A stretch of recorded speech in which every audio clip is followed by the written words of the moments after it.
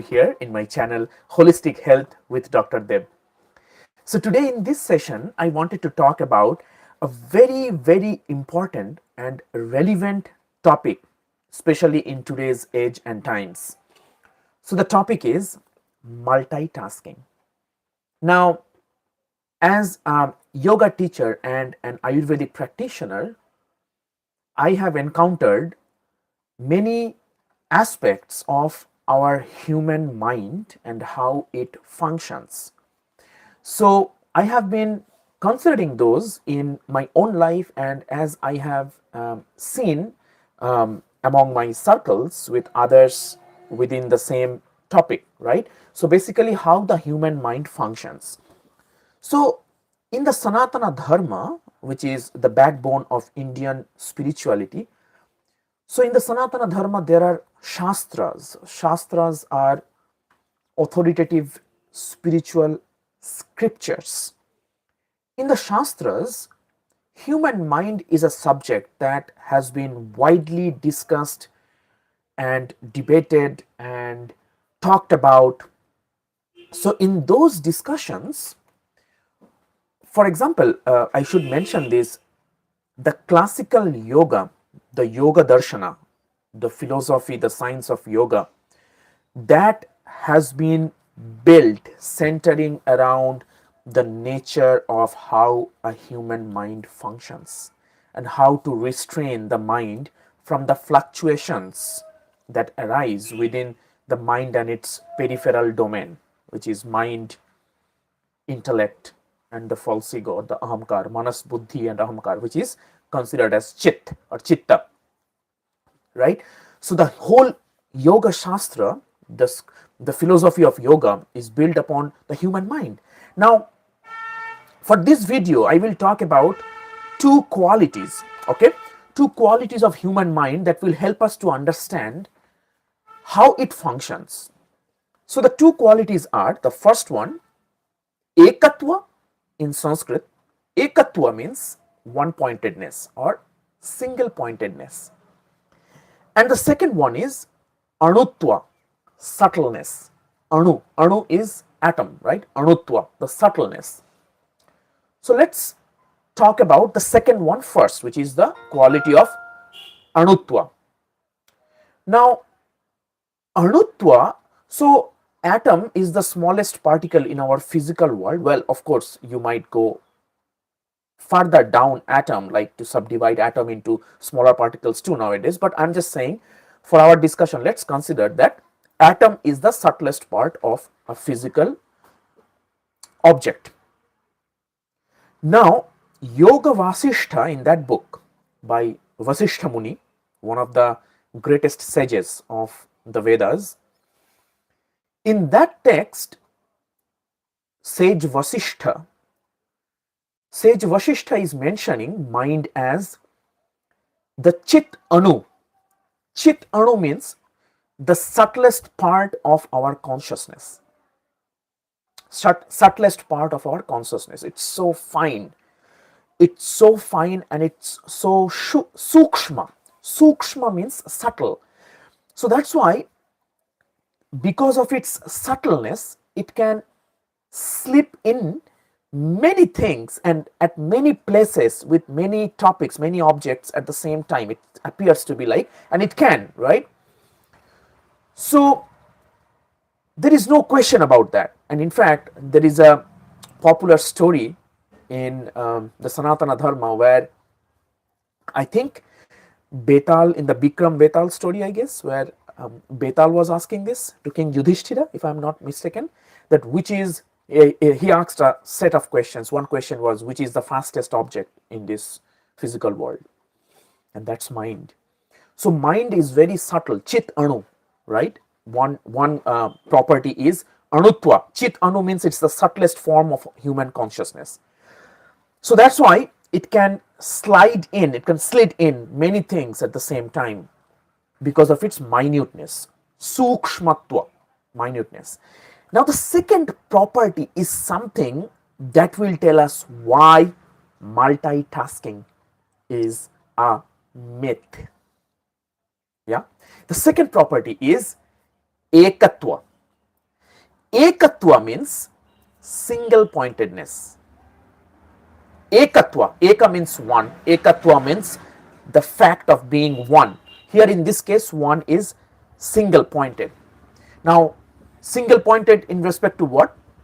So, of course, if you know this famous example of our human body being this whole chariot, as mentioned in Kathopanishad, I believe, in the Kathopanishad, that the human body is mentioned as the chariot, right, where the 5 horses that is drawing the chariot are the 5 senses, and the rein on the horses are considered or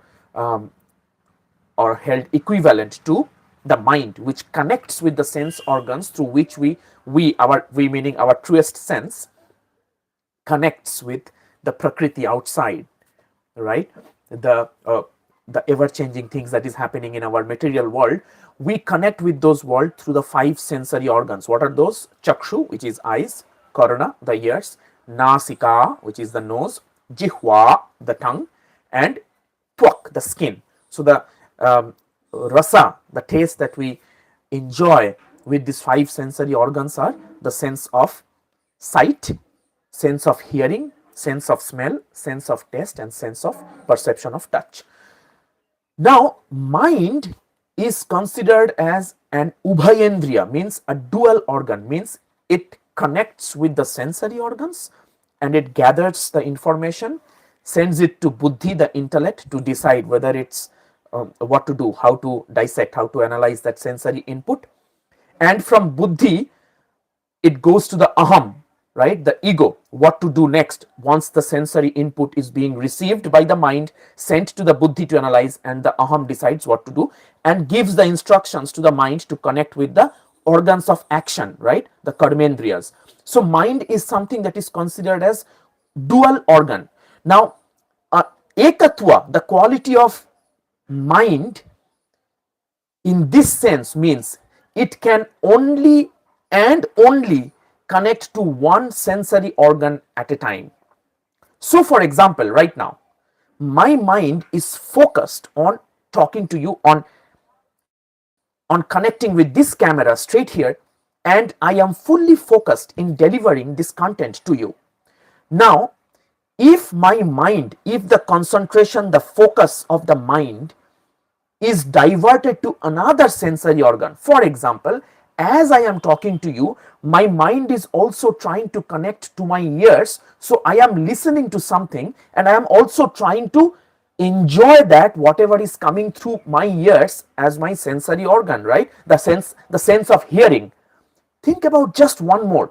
So what will happen is, my mind, of course, being the nature, the first property of the mind was what? Anutva, mind being very subtle, it will also try to connect with the sensory organ of hearing. Now, if I do that, if I allow my mind, if my buddhi, my intellect, allows my mind to connect with the sensory organ of hearing to that music, what will happen is, I will lose some proportion of focus that I am having to talk to you right here, because my mind is one. It can only connect fully with one sensory perception or one sensory organ.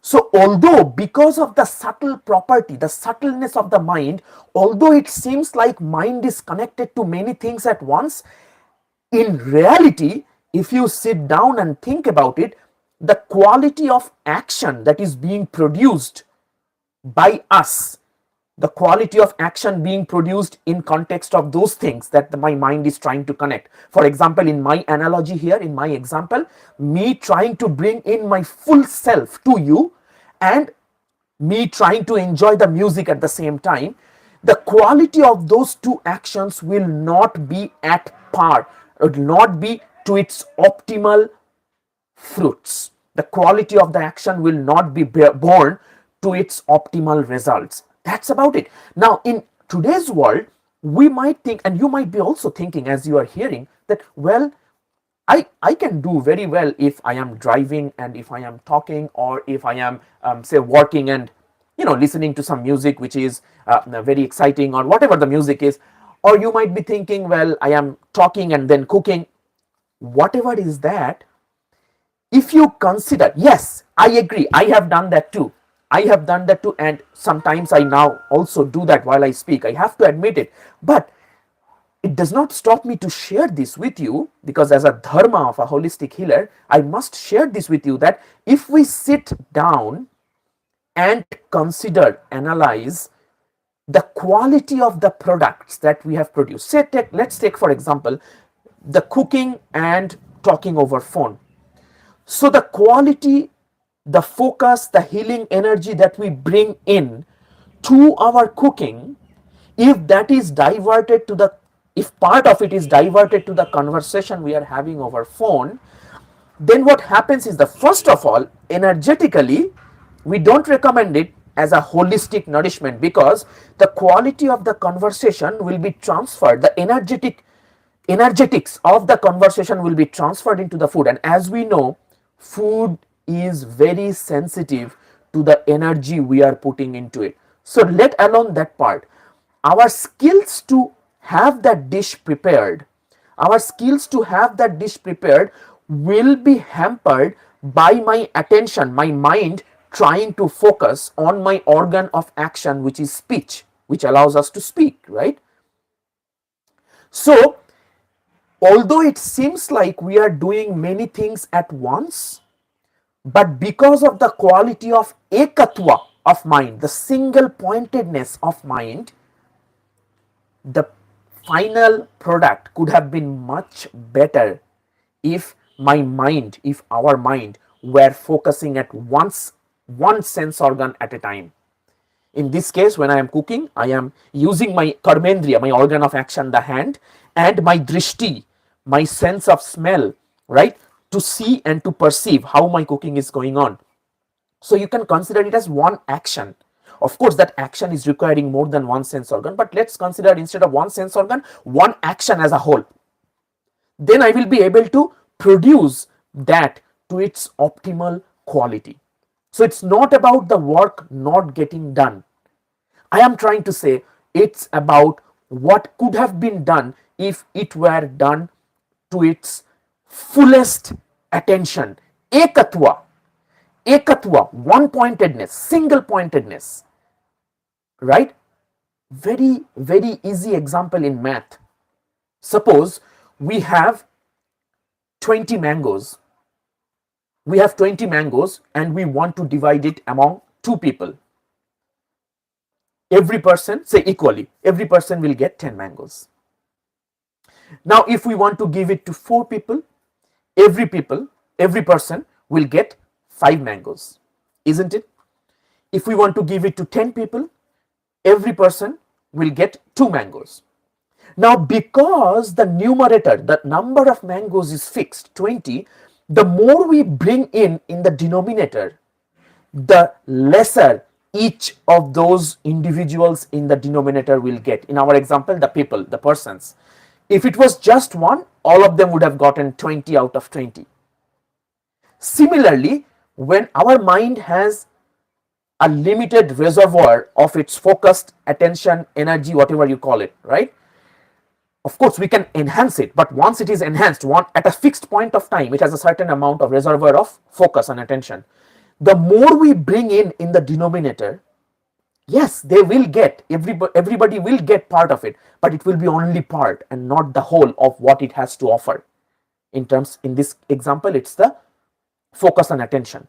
So I say it, and probably at some point I have an intention of writing a book, decluttering the denominator. Decluttering the denominator means to reduce the clutter to which we are offering the attention of our mind to. Declutter the denominator.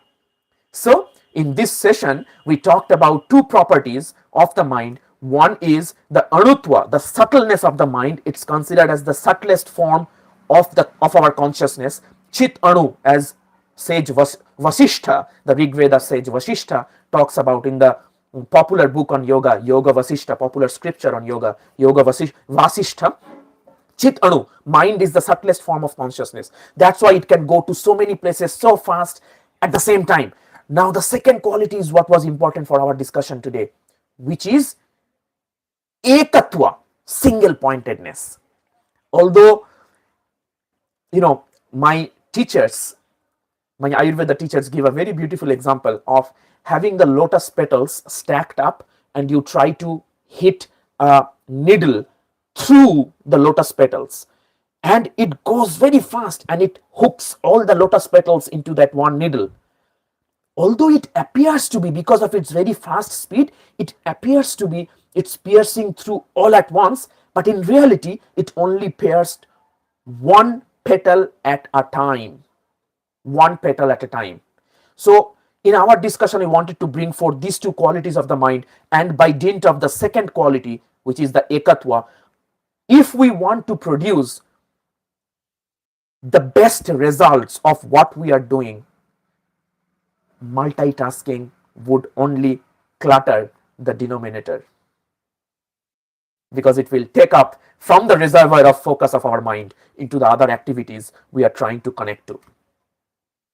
I hope this discussion was helpful to you. Please write me in the comment section letting me know what you think about multitasking, and whether you agree with me or you have some comments, some feedback to tell me. Please, I would love to hear from you. Write me in the comment section, and I hope this discussion was helpful to you. Please feel free to share it with your friends and family if you find value in it. Okay, so multitasking is a myth if you analyze it very subtly, considering these two qualities of the human mind. Okay, thank you so much for joining. Happy focusing, and I hope to see you in the next session. Hari Om, Namaste.